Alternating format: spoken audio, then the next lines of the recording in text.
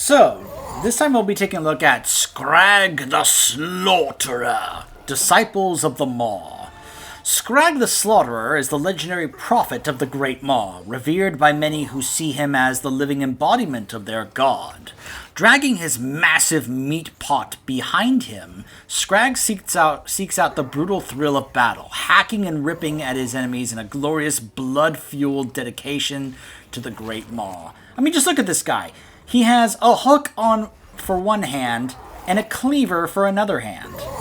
And he's dragging a big meat pot behind him. I almost wonder if this is who the butcher from Diablo wishes he could be like. Just saying, look at this guy. Like, I'm seeing this guy and, in the cutscene, he says, fresh meat. I'm like, holy mackerel. So, you remember how I mentioned with Goldtooth, the 20% movement speed from the Maw? Well, look at this. Skrag has plus 10% campaign movement range for all characters. Hero capacity plus 1 for butchers, and hero recruit rank plus 2 for butchers, plus 8% casualty replenishment rate for Gorger units, and minus 50% upkeep for Gorger units. Which, in case you're wondering, because I didn't show this off earlier. So we've got, not much in terms... We have... Infantry is kind of pathetic. Look at this. It's just 1 per. So that's not really the strength here. I may end up having some fun with this army because you can just see here. This is, very, very little infantry, some cavalry, but look at all the monsters and beasts that they have available to select here. This looks like this is going to be my kind of army to play with a whole bunch of monsters and beasts. I'm like, yes, monstrous infantry and such. Oh, yeah. Oh, yeah. We got some missile monsters and beasts down here as well. And a couple of siege artillery and catapult. I'll tell you what, I'm looking forward to... I've heard that Skrag is the easier of the 2 campaigns here. Because of the, where he starts off, he's going to start way down here. And he'll be able to secure this very easily. I've heard it's because... There's a couple of areas that he can be able to fortify, and then they just won't be able to get inside. Plus, being able to have a baseline plus 10% campaign movement range, and then being able to add another 20% every time you make an offering to the Maw for that particular offering, that's 30% movement range, campaign movement range for a good chunk of time. So he's going to be able to get around quite often for a guy who has to drag a big meat pot behind him. Skrag, the prophet of the Great Maw, is such a wanderer, and that is why he makes such an ideal candidate for this quest. I trek across the Chaos Wastes, avoiding the slave patrols in the Dark Lands, and at last reach the Ogre Kingdoms. I fear I will not have long to make my case before the audience gets hungry. Ogres. Same cutscene with Goldtooth. Is to claim. Oh, Great Maw. What should I do with this piece of gristle? Does it go in the pot? No. I say, first we listen to him, then we can eat him. If you need meat for your pot, then we should start with the dwarfs, Great Prophet. The Karaks will be tough to crack, but the taste is surely worth it. Further along the pass lie ruins.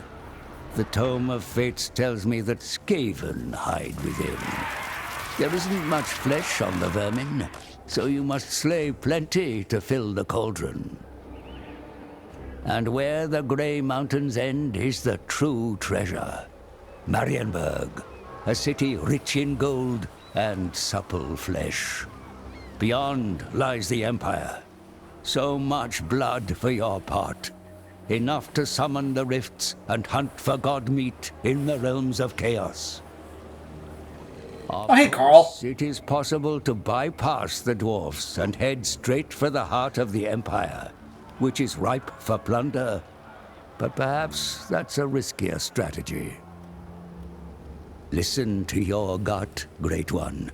Let its rumble guide you, and together we will seek Ursun and finally sate the great maw.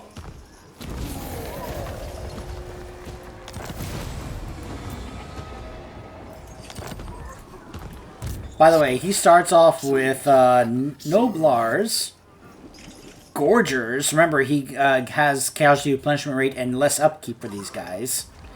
A Saber Tusk pack, Ogre Bulls with dual weapons, and regular Ogre Bulls. Like I said, I've heard that this is the easier and more fun of the two Ogre campaigns, so this may end up being the one that I try out first before I try Goldtooth. But here's what I'm talking about when I heard about starting position. So he has this area here. Then he can go through here, and then there's no other way to get in other than over here. So he could be able to secure, I think this is 2 provinces worth. He can secure this whole area, and the only way in is either over there or over here. Now, he's really close to Altdorf. And hey, there's Karl Franz. Hey, Karl. Emperor. So that could be an issue, him having to deal with Altdorf and Karl Franz. But I have a feeling that if you play him right and well, if you just do things right, then you'll be able to be just fine. So. But yeah, so let's see if it changes it on the fly. Yes, it does. So just like that, he now has, because of his baseline, just to... Let's see if it changes here. I don't think it will. So yeah, that's his campaign effects and his trait there. Quest Cauldron of the Great Maw is his quest here, which gives him passive ability of healing per second. So he's going to be able to just keep on sustaining and healing. Yeah. And you can be able to buff up his health.